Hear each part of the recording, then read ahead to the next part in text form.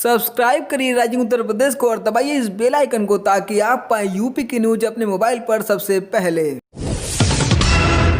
प्रदेश में कानपुर समेत आसपास के शहरों में मानसून की रफ्तार फिलहाल धीमी पड़ गई है। मौसम विभाग के अनुसार आज से हल्की और फिर 3 जुलाई से भारी बारिश की संभावना है। इस दौरान तेज हवा भी चल सकती है और कुछ स्थानों पर बिजली गिरने की भी संभावना है।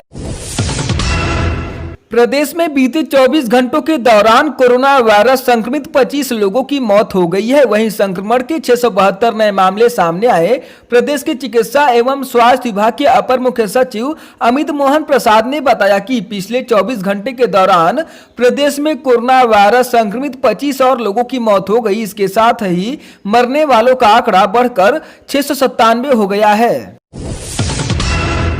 योगी सरकार ने राज्य के लिए अनलॉक 2 की गाइडलाइन जारी की है। फिलहाल स्कूल कॉलेजों को 31 जुलाई तक बंद रखने को कहा गया है। वहीं कर्फ्यू के समय सीमा भी घटा दी गई है। सरकार ने अनलॉक 2 के तहत कोई खास ढील नहीं दी है। नए नियमों में लोगों को कुछ ही राहत मिली है, जबकि कंटेनमेंट जोन में कोई राहत नहीं दी गई है।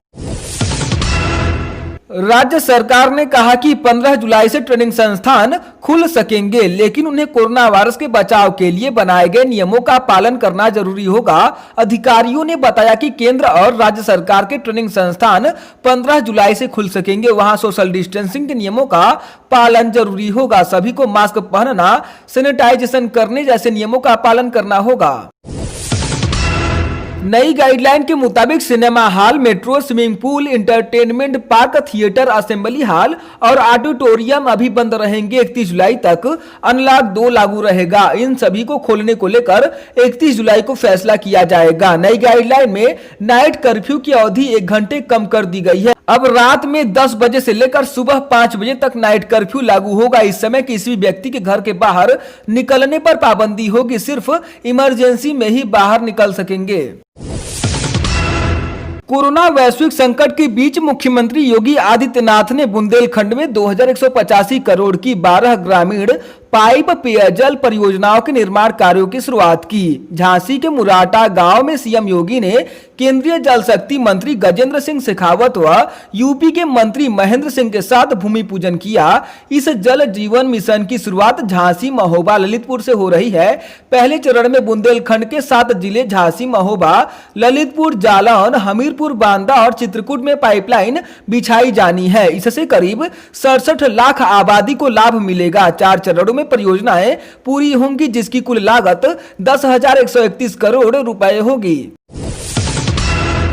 राजधानी लखनऊ में कोरोना के नए मामले लगातार बढ़ते जा रहे हैं। बीते 24 घंटे में 15 नए केस सामने आए हैं। इसके साथ ही योगी सरकार के मुख्य सचिव आर.के. तिवारी के डेटा एंट्री ऑपरेटर के संक्रमण की पुष्टि हुई है। स्वास्थ्य विभाग उसके संपर्क में आए लोगों की सूची तैयार कर रहा है। संक्रमित क्षेत्रों को सैनिटाइज कराया जा रहा है। वहीं कोरोना संक्रमित हेड कांस्टेबल समेत 2 की मौत हो गई। अब शहर में कोरोना संक्रमित मरीजों की संख्या 1017 हो गई है।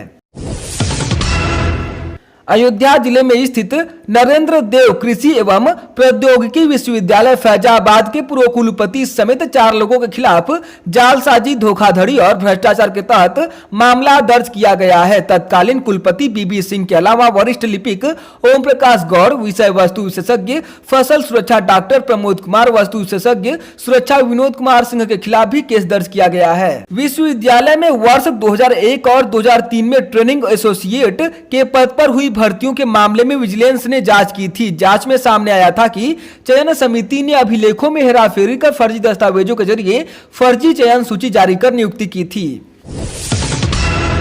ताज नगरी आगरा में टिड्डियों के झुंड ने हमला बोल दिया है। शहर के ऊपर टिड्डियों का झुंड मंडरा रहा है। पार्कों में पेड़ों पर टिड्डियां बैठी मिली। शहर में टिड्डी दल पर कीटनाशक के छिड़काव के लिए ड्रोन का इस्तेमाल किया जा रहा है। ग्रामीण क्षेत्रों में भी कृषि विभाग की टीम अलर्ट की गई है। कृषि विभाग के सहायक निदेशक एसएन सिंह ने बताया कि लगभग 60% टिड्डे मारे गए हैं। केंद्र सरकार द्वारा दिए गए 4 ड्रोन का इस्तेमाल कीटनाशकों को छिड़काव के लिए किया जा रहा है।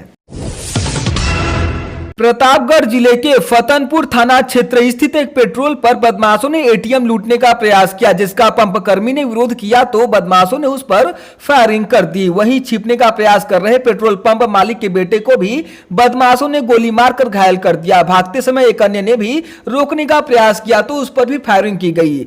दोनों घायलों को अस्पताल पहुंचाया गया, जहां पंप मालिक ने बेटे को प्रयागराज रेफर कर दिया। सूचना पाकर पहुंची पुलिस आसपास कॉबिंग की, लेकिन बदमाशों का कुछ पता नहीं चला। रामपुर लोकसभा सीट से समाजवादी पार्टी की सांसद रही भाजपा नेता जयाप्रदा को इलाहाबाद हाईकोर्ट ने बड़ी राहत दी है। कोर्ट ने फिल्म अभिनेत्री जयाप्रदा के खिलाफ रामपुर के सत्र न्यायालय में चल रहे दोनों आपराधिक मामले को रद्द कर दिया है। यह आदेश न्यायमूर्ति ओम प्रकाश ने दिया है। पूर्व केंद्रीय मंत्री बेनी प्रसाद वर्मा के मझले बेटे दिनेश वर्मा की कोरोना संक्रमण के चलते मौत हो गई। उनका पिछले कई दिनों से दिल्ली के एस्कॉट अस्पताल में इलाज चल रहा था। इलाज के दौरान उनकी तबीयत अचानक बिगड़ी और दोपहर में उनकी मौत हो गई। इससे पहले 27 मार्च को बेनी प्रसाद वर्मा का भी निधन हो गया था। उनके 3 बेटे थे। योगी सरकार ने एक्सप्रेसवे जैसी बड़ी परियोजनाओं को जमीन मिलने में आने वाली बाधा दूर करने के लिए मौजूदा व्यवस्था में परिवर्तन कर दिया है। सार्वजनिक उपयोग जैसे नाली, खलिहान या फिर इस तरह की ऐसी अन्य जमीन परियोजनाओं के लिए देने पर फैसला लेने का अधिकार जिलाधिकारियों और मंडलायुक्तों को दे दिया है। अभी यह फैसला शासन स्तर से होता था, जिसमें काफी समय लग जाता था। इसके मुताबिक सार्वजनिक उपयोग की जमीनें अगर बड़ी परियोजनाओं में आ रही हैं तो उसके बदले इतनी जमीन दूसरे स्थान पर देने का फैसला डीएम और मंडलायुक्त स्तर पर ही लिया जाएगा। डीएम 40 लाख रुपए तक की कीमत और मंडलायुक्त इससे अधिक की जमीन परियोजनाओं के लिए देने पर फैसला करेंगे।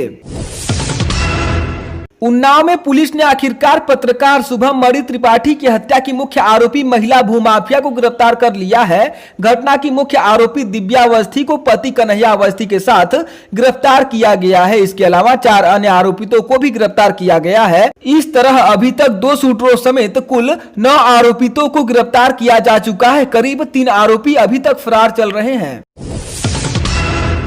आजमगढ़ जिले के दीदारगंज थाना क्षेत्र में दबंगों ने महिलाओं पर जमकर लाठियां बरसाई। घटना के पीछे जमीनी विवाद बताया जा रहा है। इस दौरान लाठियों के हमले से 2 महिलाएं घायल हो गई हैं, जिन्हें इलाज के लिए जिला अस्पताल में भर्ती कराया गया है। सूचना मिलने पर मौके पर पहुंची पुलिस दबंगों पर केस दर्ज करते हुए जांच पड़ताल में जुट गई है। घटना के बाद पूरे गाँव में दहशत का माहौल बना हुआ है। उधर पिटाई का वीडियो तेजी से वायरल हो रहा है। कोरोना वायरस के चलते प्रदेश के विश्वविद्यालयों और डिग्री कॉलेजों में स्नातक व परास्नातक की परीक्षाओं को लेकर 2 जुलाई को योगी सरकार फैसला लेगी।